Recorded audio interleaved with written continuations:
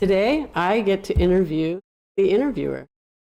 Chris has agreed to let me interview him about his podcast and his Ironman experience.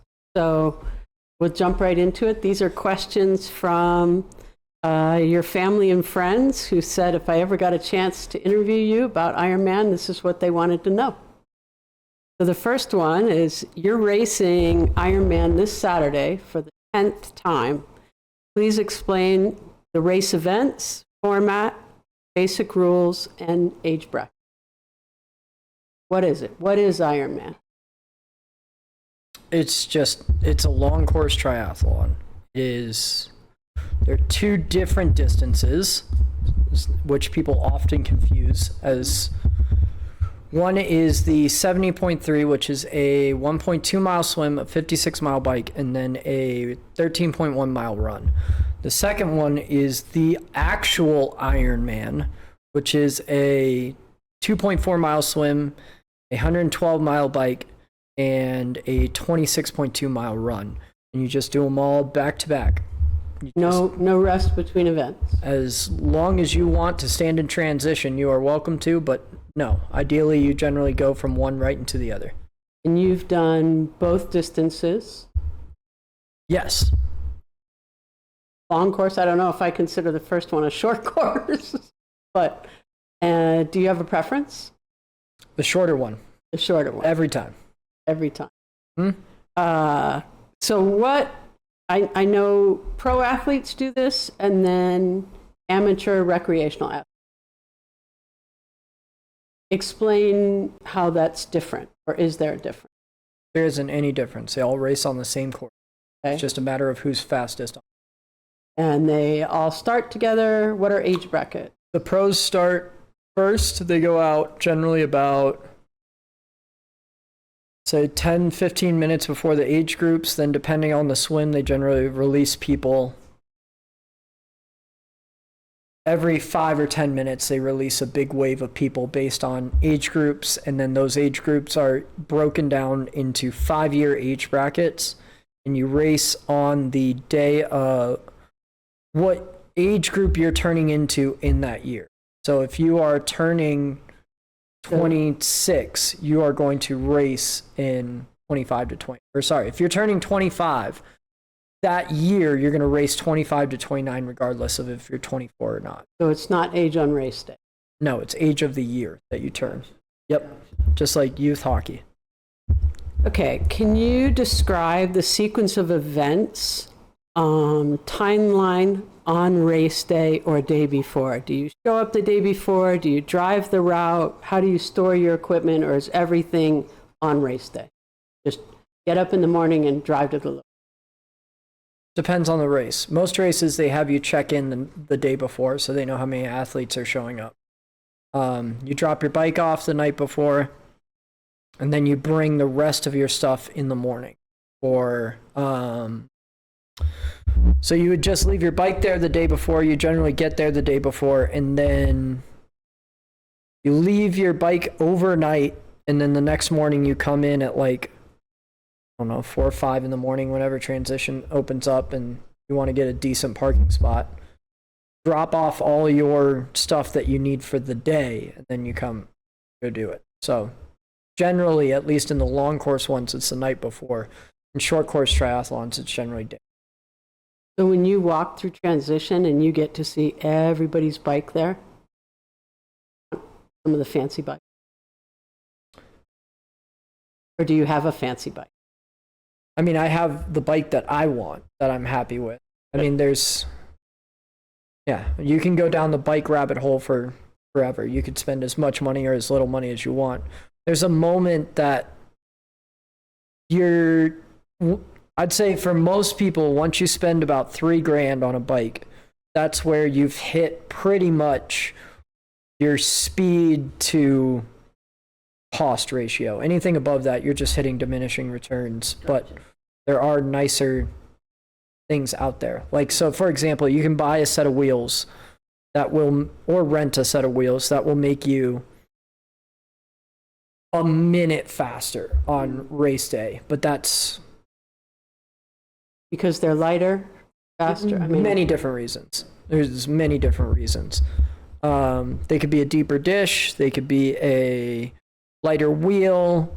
But generally the deeper dish ones are the ones that make you go faster. But at that point, you're spending close to $1,200 for a minute.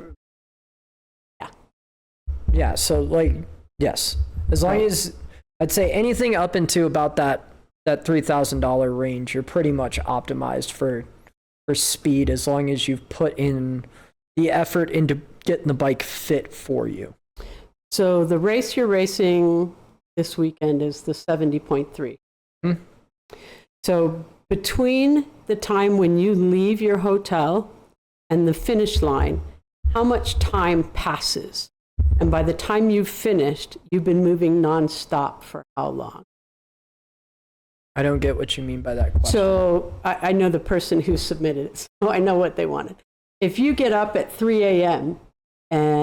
or whatever time you get up, you go and you stage your equipment and you fix your bike up the way you need it, and you lay everything out and you get to the start line and you wait an hour or whatever it takes to start. By the time you're finished, by the time you finish the finish line, how much time has elapsed?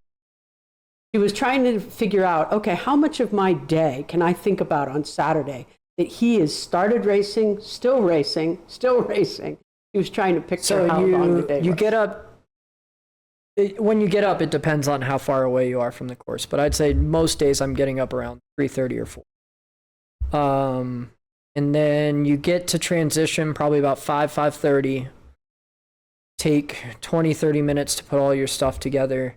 And then if the race starts, at least for my age group, it's generally around 8 a.m. We then will go until, if it takes you 5 hours, you're done at 1. And then after that, you go and get all your stuff and shower and see. 10 hours time you're finished. Yeah, if you're one of the faster ones. If you're one of the slower ones and you're over, if you're taking 7 hours to do the race, you add another 2 hours on top of that. And you didn't sit down and have a peanut butter sandwich anyway? No. Yeah. That's a lot.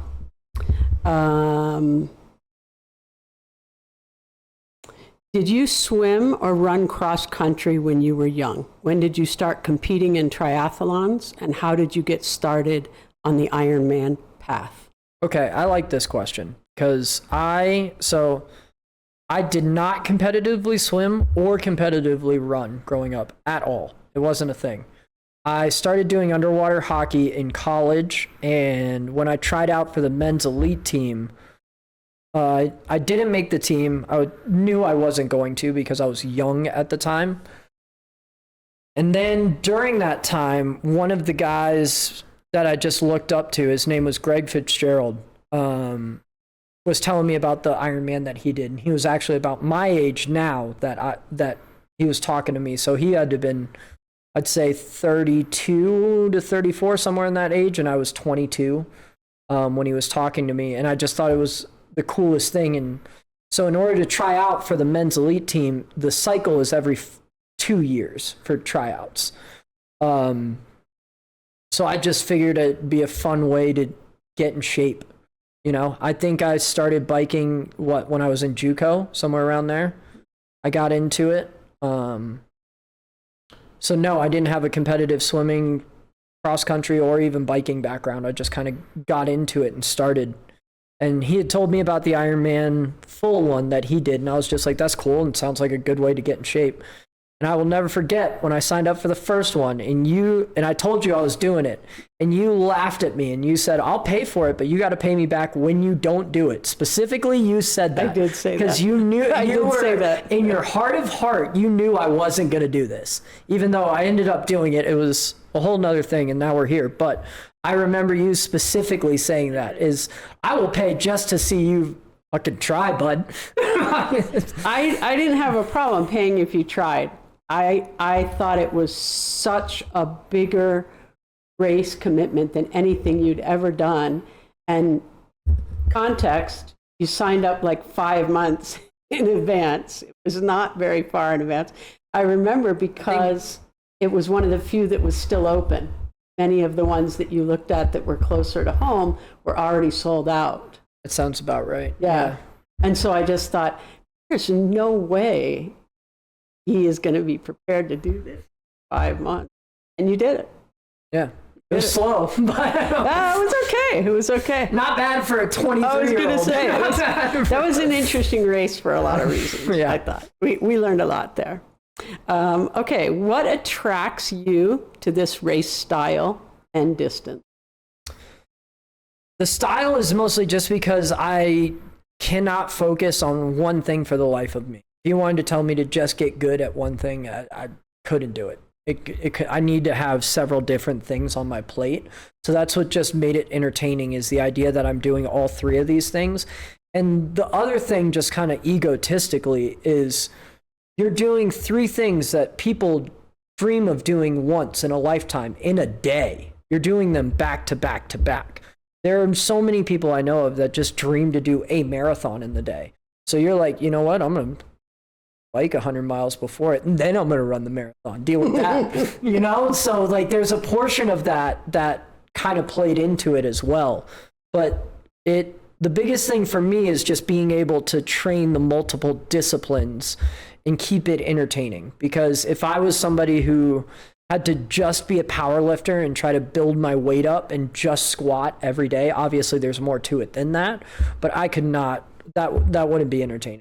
I couldn't So do the it. diversity of training. Yes. What about the distance? That was part of her question. What do you mean by the What distance? attracts you to this distance? In other words, why do you like this distance better than, say, just a local sprint triathlon? Okay. Because the half Ironman is long enough to be a challenge, but it's short enough to not destroy your body. The full Ironman, you've seen me after those things. You don't walk for a week. You're crippled trying to get to the car.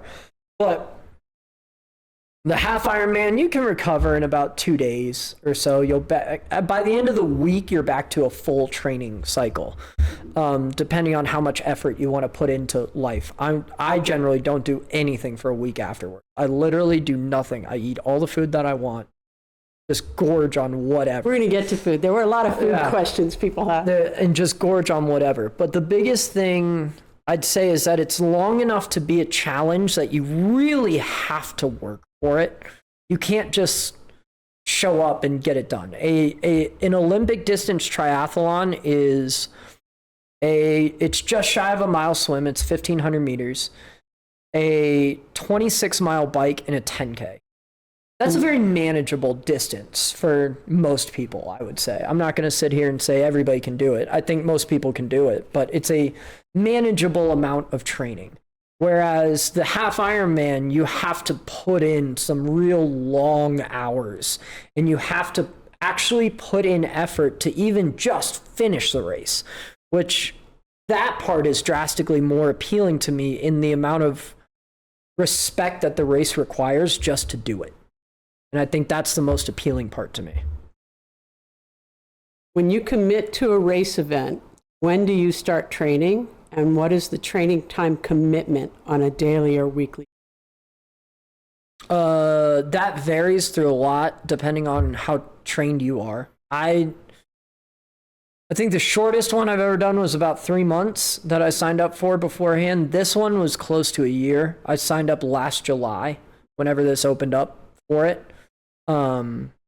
So yeah, timeline just varies depending on fitness level. If you think you're strong enough and fit enough to do it and on 2 months of training because you're already a relatively fit human being, then by all means do it. But I'd say the time out is up to you and how long you want to do it. But I'd say actual time commitment of a week, average weeks leading up to the race, you're going to be, I'd say, between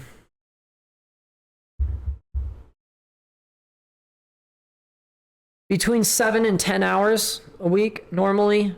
And then once you're probably about 6 to 8 weeks out, expect 12 to 16 hours a week training. And that includes everything of stretching, taking care of yourself, because it's not just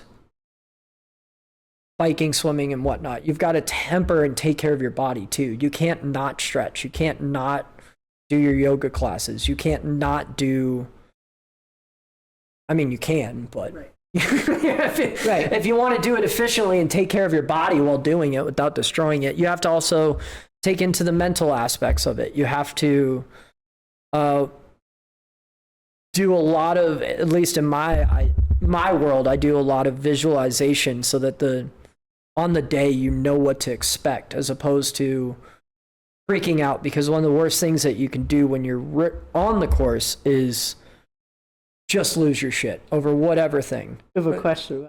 That's, yeah, one of the worst things you can do is lose your shit over anything, right? It could be whatever. So if you've visualized and taken time and practiced, like one thing I say to new people to triathlon all the time is learn how to fix a flat. Literally sit there and change your tire while you're watching TV and learn how to do that in your sleep, so that in the moment you don't go, oh my God, I got a flat tire, I just can't. And you go, all right, flip the bike over, pull it off. Even if it takes you 5 minutes, you're not freaking out at that point and absolutely losing all your calmness and coolness in the area. You just go, oh crap. And you know how to fix those things. So like there's a lot more that goes into it, because there's not people out there that are going to help you all the time. Let me tell you, nobody's going to pull over and fix your flat tire like they would on the side of a bike, you know? Right, and that, if on you're a just recreational bike lane. Exactly. Yeah, I see guys all the time on the trail, or ladies, and if you see them with a flat tire, you just, hey, you need help? Yada, yada, and I've pulled over, help people out, but that ain't going to happen in a race. Unless I see somebody dying in a ditch, I'm not pulling over for you, you know? Right. Yeah. Okay, so training from 2 to 10 months, whatever it is that you have available to you. How do you deal with the setbacks of injury, illness, or just overall life commitment? How do you, to your point, from a mental standpoint, of how do you not let an injury, an illness, or life commitments take you mentally off the train?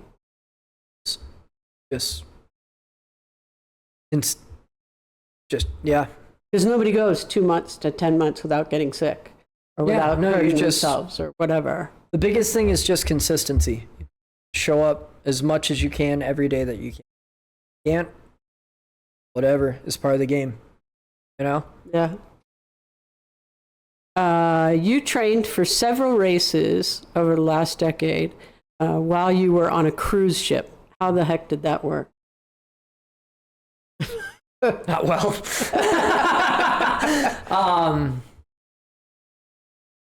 So yeah, okay. A lot of the time whenever we were in port and I could get off, I would go swim. And obviously, since you're on a cruise ship, you're right by the ocean. That's not hard to do. Right. But I've swam in everything that you could think of. Crazy wake, jellyfish season, gotten shocked, stung, and then running on different islands. Like you get it in during those time frames. I'd say the hardest thing that was to train for was the bike, because the bike, you don't have a quality bike on the ship at all. You don't have the right measurements, right? Like you're not you can't really track your wattage on these crummy spin bikes. And I don't say that as in cruise ships have crummy spin bikes. I just mean that they don't have $1,800 power meters on them. Right. Like they're designed to just help you get through your workout. That was the hardest part. And I think that was when I really learned how to run fast, because I got a lot of my work done. I got a lot of extra work running during those time frames, just because it was easier for me and mentally better for me to run outside on the tracks that we had on the different ships. And yeah, so you would just run outside on the track at night, and you bike at night, or whenever you have an opening. That's just when you would get your stuff done and go and do it. But yeah, I think training on the cruise ship, you have access to everything that you need. You just gotta, back to life commitment, you're working 10 hours a day. You just gotta figure out how to make it work. Did you ever get to run in cool locations? Palma de Mallorca was one of the coolest ones that I ever ran in. What other cool ones? I ran up the Rock of Gibraltar. That was Gibraltar. That was a fun one. So we would used to go and we would do 2 laps. We would go up to the top and then back down and up to the top and then back down. Nice. And that would be our workout for the day. And we would go do that in the middle of the day when we got things off. Palma de Mallorca was a good run. I got to run the Ironman course in Cozumel whenever we were there. That was a fun one. That's an easy one just because it's an out and back. In Tenerife in the Canary Island, or in Spain. I don't think it's a Canary Island. It's one of the islands out there. But that's the island that is all black rock from the volcanoes. So it's just a cool little scene to go run around. Running in Cadiz was great in Spain. Anytime I got to run in Spain, I always really liked running in Spain. Bilbao was another great one. Gijon, Seville. But I'd say one of my most memorable runs was in La Spezia, Italy. I actually talk about this run in my book. Yeah, because it was, I'll never forget. You leave the port. La Spezia is a tiny little, like, just shipping port, you know? They've got a few apartments and stuff like that, but it's just an access area. It's mostly just cargo ships that are coming through there and cruise ships. And then you take that into Naples. You generally get on the train or a bus and you go 45 minutes into Naples. But I got off that ship that day and I just wanted to go run, and I ran 14 miles through the countryside, and it just felt like a scene of Gladiator.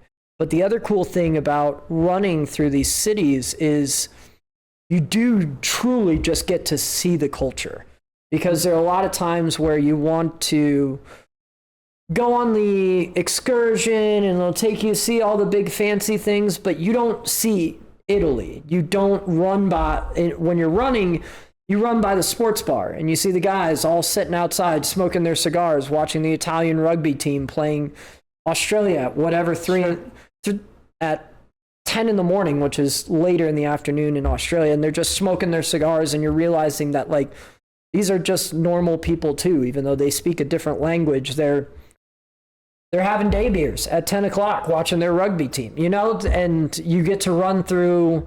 One of the things I remember distinctly was all the Hermes that you saw outside the house. That's all those little pillars that mark where the house is. So you just get to see the culture more running. I highly recommend everybody, don't go on an excursion. Literally, just get off the ship, turn right or left, and just walk. Very cool. Very cool. Do you have a favorite event of the 3 events? And if so, what and why? Biking. Why? Because you just feel like you're in a jet while you're tucked down and in your aero bars. Swimming's manageable. I get through it. I wouldn't say the swimming part is fun because you're just getting wet and splashed with waters and dodging people and X, Y, and Z. But I'd say the bike is the most enjoyable part. What do you think about when you're completing each event, when you're out on the course? What do you mean complete? Like, when you're swimming, it kind of, you just alluded, I guess, that you're worried about, not worried, focused on the things that are around you. But when you're on the bike, you're there for hours. I mean, what's on your mind? And then when you're running and you are just exhausted by that point, what's on your mind? What do you focus on? Yeah, so the swim is generally just, I think one of the coolest things about it is you have to be so present and pay attention to everything that's going on. The swim is good because it just empties your mind because of how much you're paying attention to. You're not really thinking about, at least for me being a strong swimmer, I'm not really thinking about how much energy I'm putting out or anything like that. I'm just trying to focus on swimming at the pace that I know is comfortable and avoiding people as much as possible. Because one of the hard things about swim for a lot of people is a lot of people are not strong swimmers, and a lot of people do not want to put in the effort to become a strong. Tell everybody at home, Swimming is all technique. It's just time. Just put in the time, do your drills, and you will become a strong swimmer way faster than you think you could possibly be if you put in the effort. If you go in and just swim your laps, you're going to continue to be uncomfortable swimming. But if you go out of your way and you say, you know what, I'm going to drill, and to the point where I know I can hold my breath for 20 seconds. Worst case scenario, I can hold my breath for 20 seconds before I become uncomfortable. So once you become more comfortable in the water, you, again, back to being calm in the chaos. That's what separates the strong swimmers from the weak swimmers. And you just don't get caught up in the crap.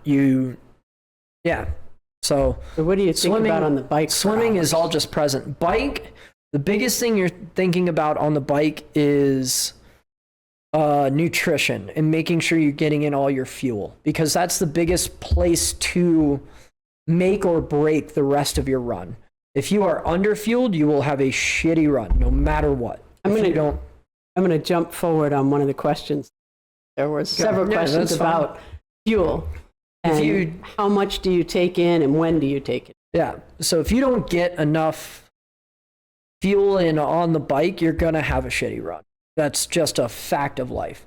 So the biggest thing for me on the bike is making sure I'm getting in enough calories, I'm getting in enough sodium, I'm getting in enough water so that I can set myself up for the run. And then with that, you're obviously extremely present on the bike, because even though the bike seems like the easiest one, and I say that with quotation marks because you're sitting on your bike and you're riding, there's still a lot of stuff to be present about, because you're riding your bike at 25 or 30 miles an hour while you're doing all this. Right. So you're so present in what's happening. I will say whenever I get on climbs or we're all just kind of stuck together as a pack, I am generally the person singing on the bike. I've gotten laughed at and told to shut up multiple times because I'm just singing to myself, or I'm singing for the group, and everybody's just, you got to have a good time. Sure. You got to realize that, hey guys, we're out here. I'm going to sing Lil Dicky to you. Deal with it. That's how I'm getting by out here. All right. You do you, and keep your head down and keep your mouth shut. And if you don't like it, bike faster. That's your problem, not mine. So getting all that in. And then the run is generally, for me, depending on what the course looks like, it's just being patient for the first 6 miles. And then the last 6 miles, I've drilled into myself. One of the things that I've trained so long is I was like, you can run a 50-minute 10K, period. No matter what, no questions asked. On your worst day, you can run a 50-minute 10K. So just getting to that point, because then you're just doing the thing. Whoever you believe in is carrying you to the finish. Right. And so that's generally what my thought process is during those times. And you're just trying to ignore everything in your body, because there's so many times during it you go, this is stupid. I want to quit. I'm done. And the glory comes in finishing it, not in how long it actually takes you, because the magic is getting over this hard ass challenge, regardless of how you did it. Right. Yeah, so that's generally what I'm thinking about. So what makes a good race versus a bad race? Weather, injury, illness, course, etc. I thought we were going to do your nutrition question. Well, that was one of the nutrition questions. How do you take it? You want to revisit that? Yeah, just since it okay. Because when I told people that I was going to get to interview you, there were several question topic areas, and a big one was nutrition. How and when, how long do you not eat before a race? And the thought there was so that you didn't have to go to the restroom while you're on the bike. So the other was then, how do you take in enough fuel and when during the race to stay healthy? Here's a bunch of vet tips for you. Stop eating about 2 hours before the race. In the morning, I consume between, I'd say 500 and 800 calories, depending on how I'm feeling. And that's all until about 2 hours before my start time. Maybe 3 hours, depending on how my stomach feels. And everything that you put in should be something that's easily digestible. I generally stick to, I don't know how many peanut butter sandwiches we've had those mornings, you know? Yeah, a lot. Just because that's what digests through my body easily. And then that way you can go to the bathroom if you have to. Generally you don't, but save your caffeine of whatever you're going to take and start drinking that about an hour to an hour and a half before the race. Pro tip, so that caffeine's a diuretic, so then you can go to the bathroom 30 minutes before your wave time, but then you also get to pee in your wetsuit, which makes it nice and warm. So, because the water's cold. So if you're not taking any sort of, I don't want to say take a diuretic, as in like go put a laxative up your butt, but like if you take your caffeine, which you know is a diuretic and it's going to make you pee and you've been drinking all morning, it's a great time to pee in your wetsuit and make sure it's nice and warm. That's one of my favorite signs.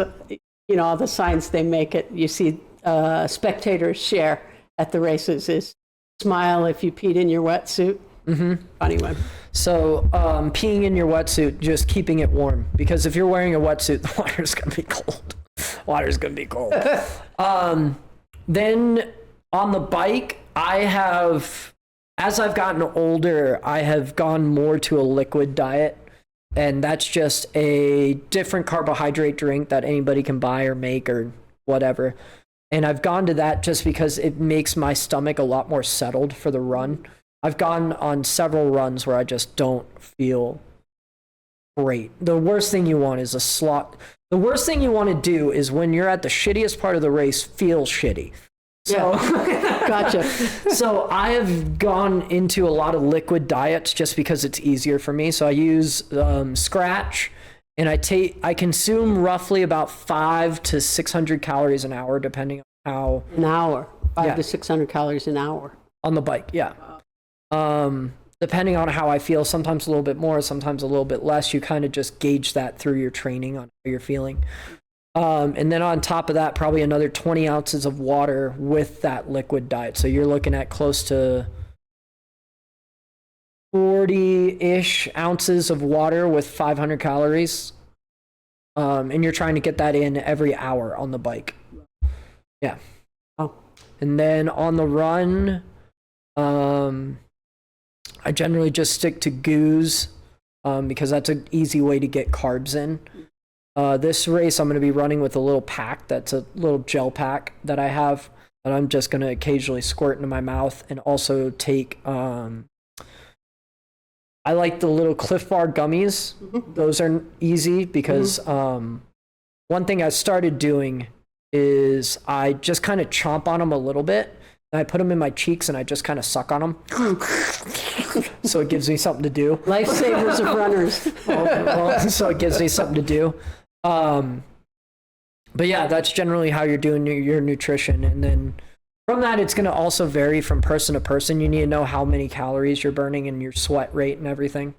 So yeah.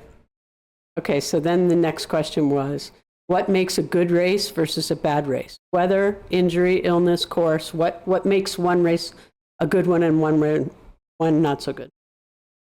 I don't know. That's a very different thing. I mean, so I don't know. You can think back to this one when we were in Racine. I don't remember what year that was. They ultimately had to cut off the swim. They told us, hey, we're cutting off the swim. Then there was some sort of lightning and they delayed us even further. So now at that point, you planned to have start your day at 8 a.m. or 7:30, and you've consumed all your calories for the morning, and now you don't know when you're going to start the bike. Right. So now you got to kind of figure out how to get more calories in because you don't want to be on a deficit, but yet at the same time, they're then saying, okay, you've got to bike only 30 miles. I remember that race. We did 30 miles and then a half marathon. That's my fastest race ever. If you look that up, I did it. Don't tell anybody, but that's how I did a 3:20 in that race. They cut off half the bike and you only did the run. So, Woohoo! Yeah. But that day was a nightmare because nutrition wise, you weren't planned or set for anything. That makes sense. But what makes a good race and a bad race is really up to you, you know? I think back to what I was saying, the pride comes in finishing it, right? You have to remember, for most people, it's going to be a 5.5 to a 7.5 hour race. And so anything can happen in that time frame, especially across this whole thing. But yeah, it just kind of depends on what you get and how you make of it. Have you ever not completed a race, a DNF, or did not finish? And why does that happen to people, even to the pros? No, I've never DNF'd. I think I came close on my first one, on the first half Ironman. Really? In Syracuse, when they cut off half the run course because it started lightning. I thought that was just confusion, though. I didn't think that. No, I don't think I was going to make the cutoff time. Really? You saw me walking for the whole thing. Yeah, I didn't. I just felt confusion at that race because of all the different weather things that happened, and there was no one really to tell you what to do. And being your first race, it was like, well, what do I do? Do I keep running? Do I not run? What do I? That one they cut off the run halfway through. Yeah, that was a confusing race. And I didn't get the impression that you were. Yeah, hurting that bad. I didn't have to do the second loop. Yeah, I didn't know that. Yeah. Basically it was a 2-loop run course, so that means you do a 10K in the full loop.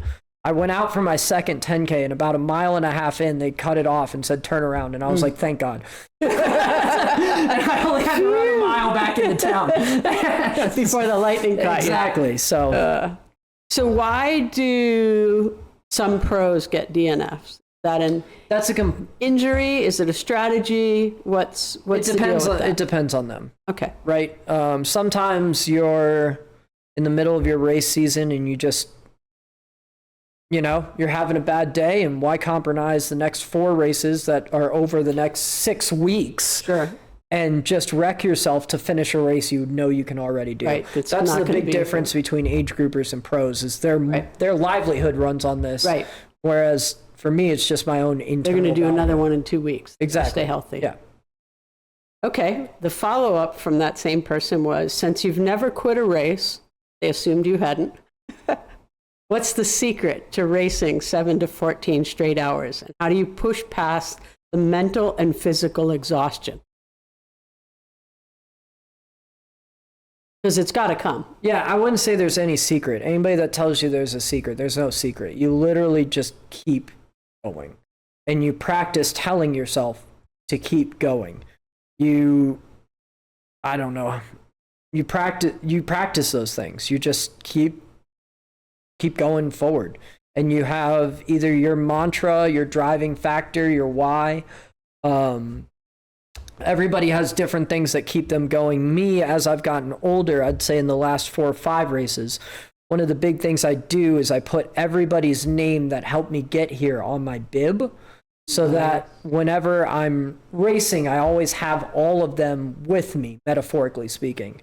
So that keeps me going in feeling that I have all these people that believe in me, so I can't let them down by not finishing.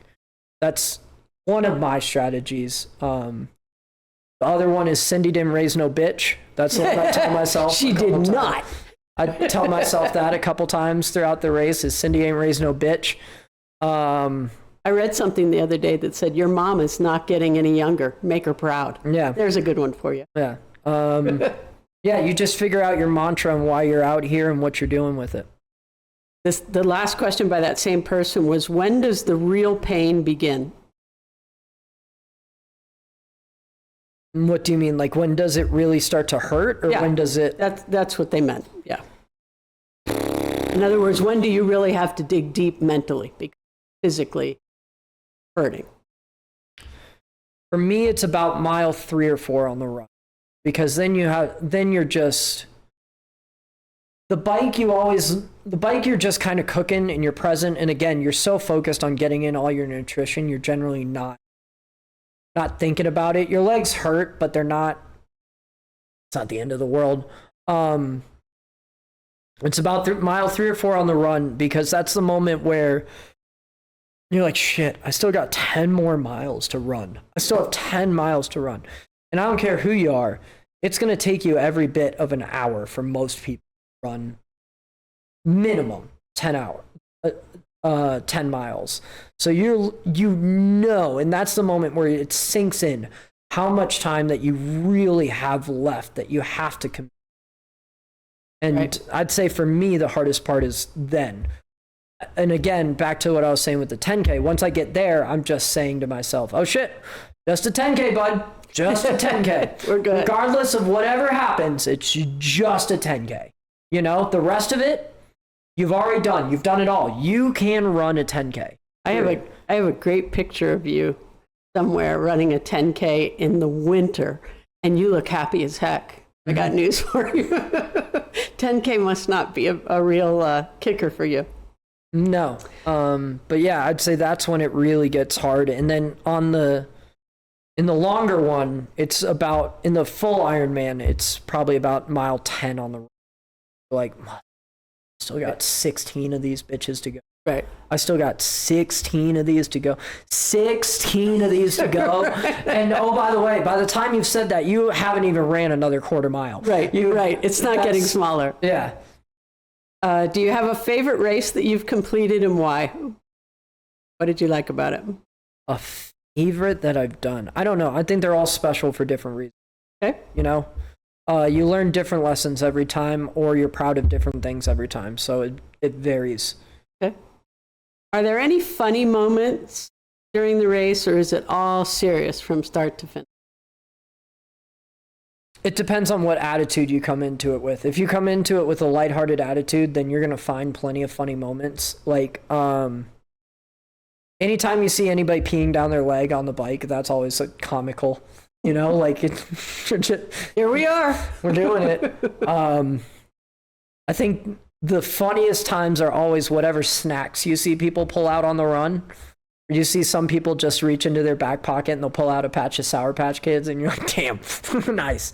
I can't remember what race it was, but I remember one time I was running next to this chick, and she just reached into her little pocket on the run thing and pulled out a bunch of pretzels.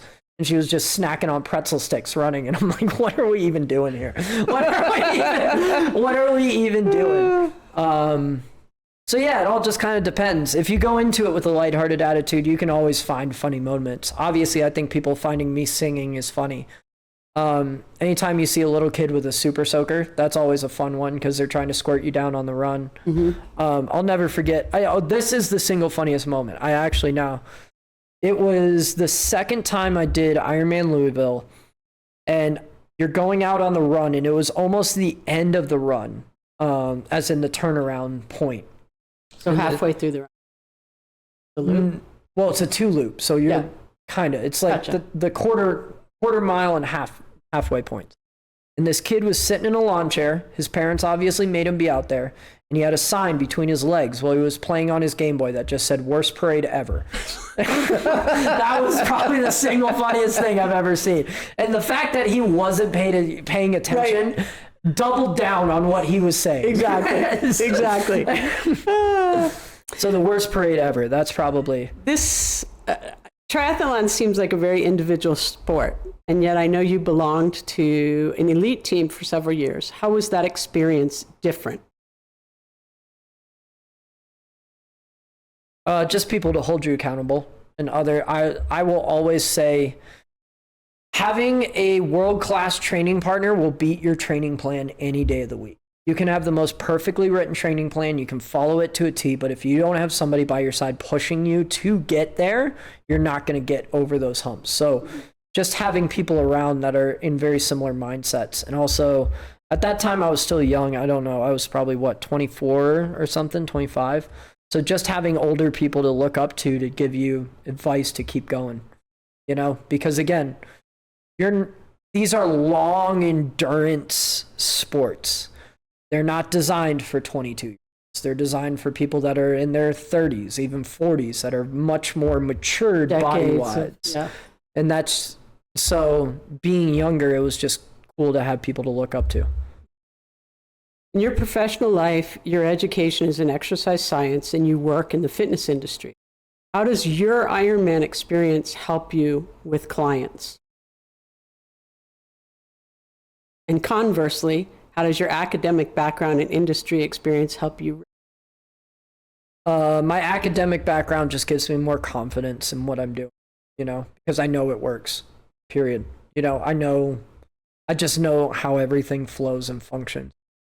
In helping people, Having gone through 10 endurance races that you've trained for years, how does that help you with your clients? In perspective, you just kind of know when things suck. I think it's easy for anybody to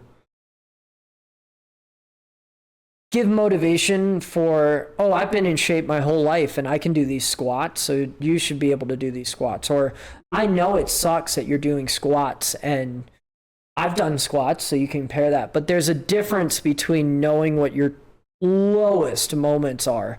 It's like during, I don't know, it was the second or third one. I remember it was like mile 14. You saw me just in tears. I did. I was crying. I didn't want to do any part of it. I told you, I think 4 times in a matter of 500 feet that I wanted to quit. That's what surprises me when you said you thought you might DNF in Syracuse, because I never thought that in Syracuse. Mm-hmm. But in Louisville, I knew you were not happy. You were struggling. You were having a rough time there for a minute. And unless you put yourself in truly those hard moments, which is different for everybody, and that's what I think a lot of people lose in perspective, is yes, it's easy for me to put weight up and do squats and make it hard for 10 seconds. That's right.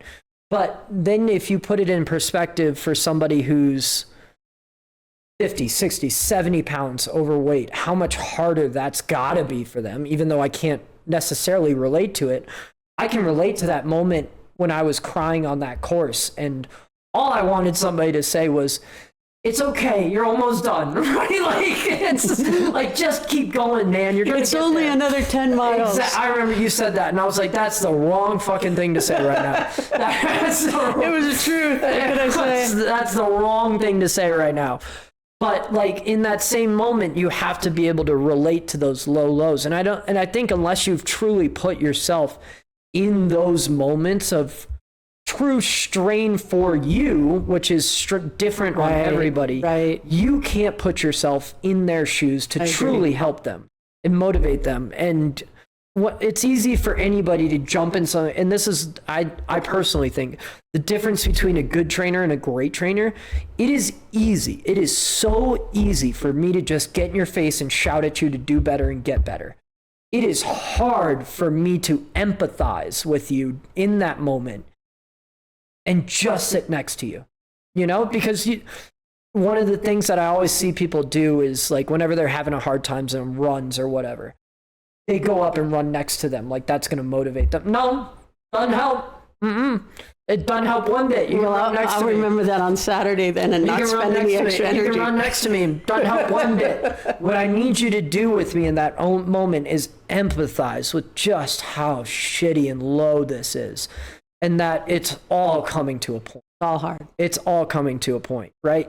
But you'll see I'm not saying there's anything wrong with those training items, but there's a big difference between those two of, all right, bud, you know what? If you got 100 squats to do today and you're at 60, we're going to sit here together. Tell me how much it sucks. That's fine. That's awesome. Keep getting it done. Keep growing. Think of how much stronger you're going to be on the other side when this is done. And that's a much different conversation than... Yep.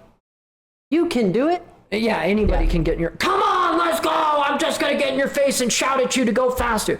That doesn't motivate anybody, kind of. Right. I mean, it does. Well, they want it to end. Yeah, because somebody's shouting in your face. But like, right. One of the other moments, even when I was training Muay Thai, is I will never forget... I thought I was hot shit. I was about a year in and I was starting to really learn and I could beat people up. And I sparred a pro and he whipped the shit out of me. Absolutely whipped the shit out of me in a painful way. He was kicking me in the liver, kicking me in the legs. And at one point, I just fell over on the mat, and I was sitting on the side, and I was crying because it sucked every second of it. And he sat down next to me, and he just put his hand on my back. He didn't say anything. He just sat there and kind of was with me because, again, being a pro fighter, he's been there. And he just sat with me for the rest of the round, didn't do anything else. And I'll never forget how much more powerful that was than him saying, come on, man, get up. You're stronger than this. You're better. You can see truly when somebody's broken. And that's when you need to empathize with them, because that's when they're going to truly grow. And I think that's the biggest moments that I've learned out of this and can take into training. Nice. Yeah. I like that. Okay. Few questions that are a little lighter. I know we're running out of time. We're not out of time. We can go as long as you want. Do you have any favorite pros or amateurs? Why? Any people in the sport who inspired you?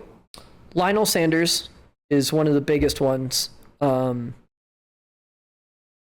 just because he has a no quit attitude, and Lionel Sanders is also just kind of a normal guy. He was a drug addict beforehand. Really? And then, huge drug addict. And then got into racing triathlon, and that kind of got him out of everything. And he said, I can make myself feel shitty doing drugs, or I can make myself feel shitty working out. And one's more healthier than the other. Yeah. One keeps my family around. Right. So like Lionel Sanders is a big one. Lindsay Corbin, because I just thought she was cool as shit. You know, again, another person that didn't start with a triathlon background. I think she was trying to be a pro skier beforehand and didn't work out, so she just kind of got into racing. Who else? Any of the para athletes, you know, if they're out there doing it. I'll never forget when we saw, I don't remember if it was the first time or the second time I did Timberman, and we saw John Young out there. Total inspiration. Who is a dwarf that was out there doing a half Ironman. And an older guy too, not even like a young dwarf trying to prove himself. I think he was probably he had to have been in his 50s when we saw him out there doing it. And you're just like, if he can do it, shit, there's no reason for me to say I can't, you know? Like, right. And people like that are truly just inspiring to keep pushing yourself to be better. And I think when I was younger, a lot of my value was wrapped up in my time. And now as I've gotten older, my value is wrapped up in getting it done and showing people that, look, just get out there and do it, man. Just go do the thing. If you believe you can't do it, you're never going to do it. And that's with anything and everything in life. And if I can't practice that attitude, then I can't carry it over into life. And you need people around you that are going to help push that. Right. Other one was Chris McDonald, Big Sexy. He was another big guy that just, you know, had a can-do attitude. And I think one of the cool things that Chris McDonald taught me through just kind of listening and other things is he's called Big Sexy because he's a big guy for a triathlete. He probably weighs about 180 pounds and is 6'2". He's a big dude. And he thrives in longer courses and more miserable courses. Really? Just because he's so much bigger and stronger. He can't keep up with the little guys during the fast courses. So his whole thing is, like, when the things suck, that's how I know I'm going to win. Because when I'm going through hell, I know your life is going to be worse. I like that.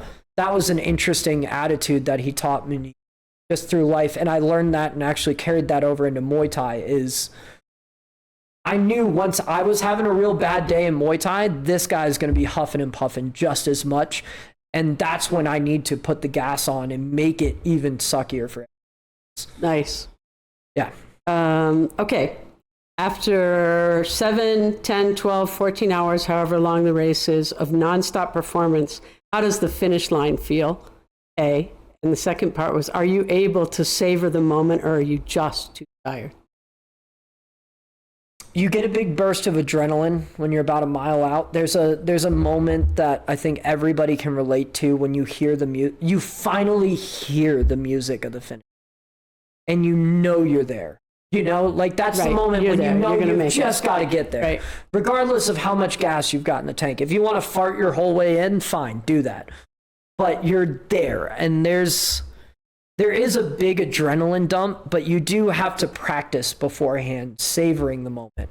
Because otherwise, you're just going to gun through it, and you're going to get to the other side, and you're going to be like, woo, I did it, yay, and then you fall over.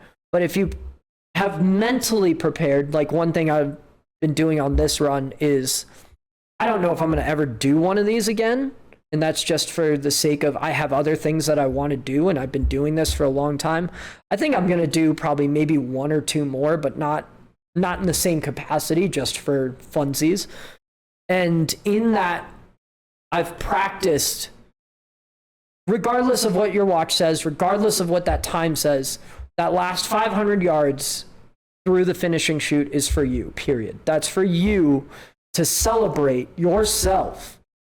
Fuck everybody who got you there. Fuck all. Ain't nobody was with you on that course.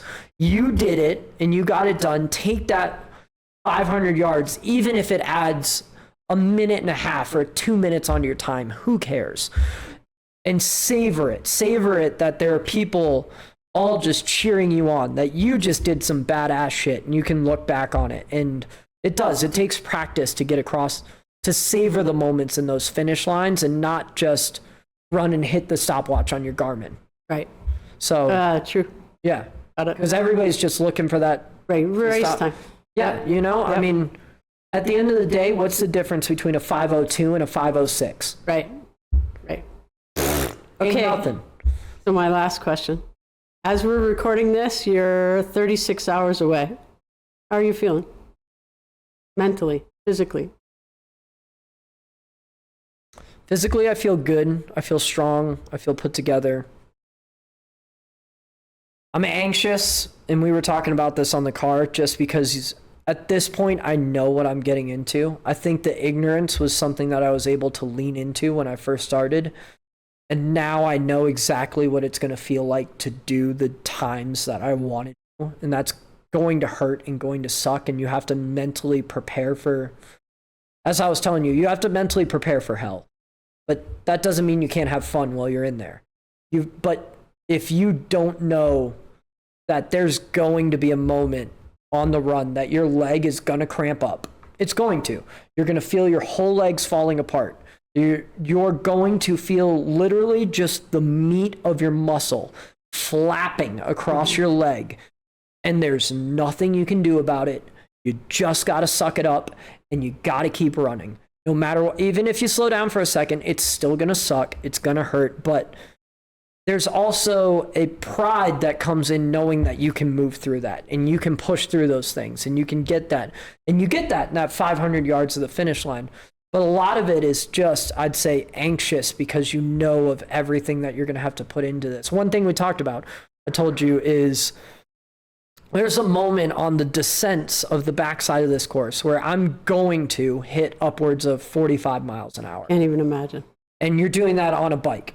You're doing that on tiny little wheels, right, at breakneck paces. And you've got to just, you know, you're just anxiously saying, okay, if something happens, cool, whatever. You know, like I've accepted that going into this, that, hey, I might wreck. It's, again, it's going to happen. Not saying that I am going to wreck, but I might wreck. There might be a moment where I get a flat tire. There might be a moment where somebody kicks me in the face in the swim, and now I've got to do the whole event with a black eye. There's, you know, like you've just got to mentally prepare for those things. And I think I'm proud of myself for getting here, but I think a lot of it, until the gun goes off, is just a whirlwind of anxiousness. And I'd say anxiousness as in knowing what you're getting into, because it's a lot. It's a big day. Period. Well, I can tell you as a spectator, and I've been for every race, I love watching you race. Completely humbled by what you do. And I agree that you've really matured into your race persona, or your race. Just Yeah. me. Yeah. One of the, and I love watching it, and I wish you the best of luck. thanks. One of the things I can tell everybody is develop a mantra of some sort. 4 words, 5 words, something to just tell yourself to keep going. And one of the ones that I'm using for this one is I'm the best. And I stole that from Rose Namajunas, who's a pro fighter, and she uses it, well, because she is the best. But That's good. I using it as in I'm the best version of me here today, and there's nothing that's going to change that, Beautiful. regardless of how this race goes. Beautiful. And as long as you believe in that, there's nothing that's going to stop you getting to where you need to go. Your body will break. That's fine, but your spirit's still there. You know, like, your body is going to break down, but Well, good that's- luck. That's I the one. Can't wait to watch.